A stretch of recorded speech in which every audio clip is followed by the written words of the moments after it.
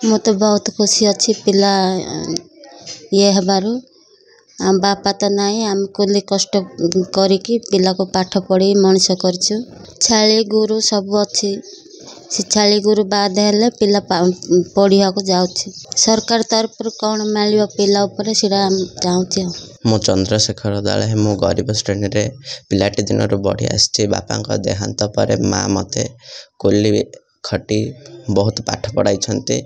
ଗତକାଲି ଆମର matric result ବାହାରିଛି। ସେଥିରେ ମୁଁ 543 ନମ୍ବର ରଖି କୃତକାର୍ଯ୍ୟ ହୋଇଛି। ଏଣୁ ମୁଁ ମୋ ବାପା ମା ଏବଂ ଶିକ୍ଷକ ଶିକ୍ଷୟିତ୍ରୀଙ୍କୁ ଧନ୍ୟବାଦ ଜ୍ଞାପନ କରୁଛି।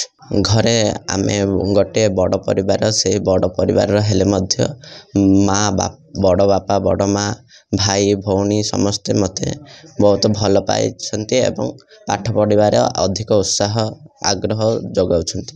ମାଆଙ୍କୁ ମୁଁ ଘର କାମରେ ସାହାଯ୍ୟ କରେ। ଆମେ ତ କୃଷି, ଏଣୁ ଆମର ଛେଳି ଗୋରୁ ଗାଈ ଏବଂ କୁକୁଡ଼ା ଆଦି ଅଛି, ସେମାନଙ୍କର ସାହାଯ୍ୟ କରେ।